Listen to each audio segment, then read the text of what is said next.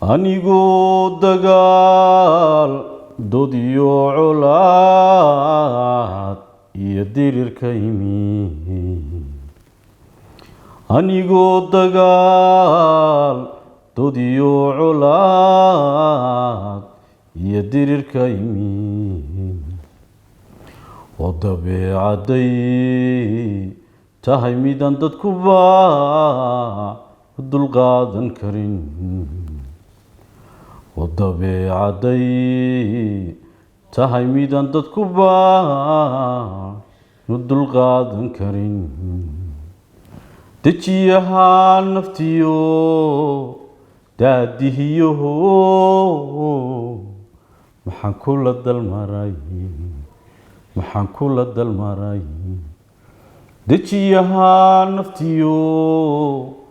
daadihiyo maxaan kula dalmaray ilaahay naxariistii jannaha ka waraabiyo macallinkii weynaa mujaahidkii weynaa musishankii weynaa mulaxamiistihii weynaa abwaankii weynaa marxuun maxamed mooga liibaan ninkii macnaha weyn lahaa ninkii miisaanka weyn lahaa ninkii maamuuska inaga mudnaa oo imikana ay tahay isagu iyo mujaahidiintii ururkii xaqudirarka ee sanam oo ay ugu horeeyaan ummadda muslimiinta ilaahay waxaynu uga baryaynaa inay naxariistii janno firdowsa ku waaraan heestan waxay ka mid tahay oo ayba fur iyo amaamudba ay u tahay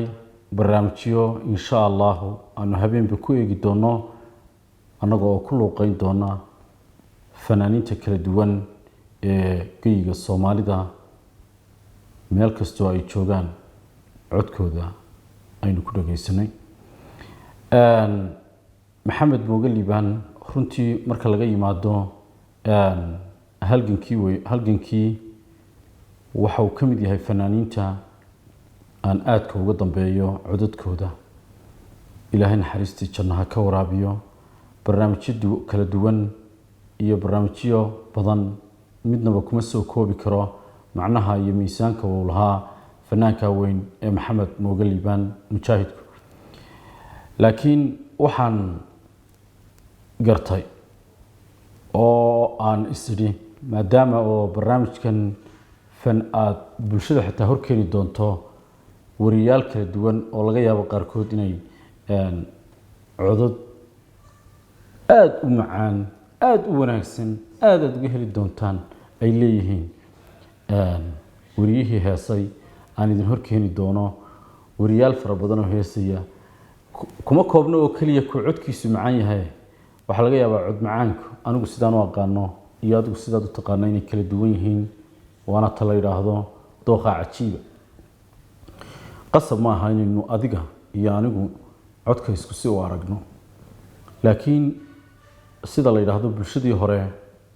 marka fanaan la soo saarayo dhagaha bulshada ayaa macallin ahaa oo qofna jeclaysan jiray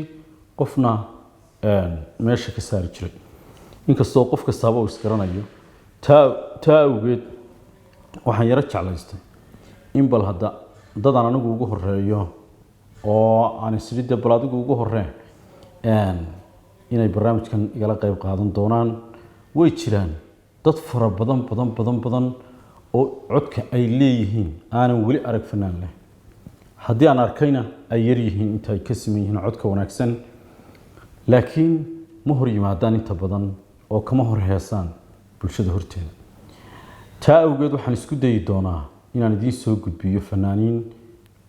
qarsoon oo aan dadka hor iman fanaannimadu waa u dhalasho waa hibe ilaahay bixiyo maaha ku shaqayso maaha muxuu ahayey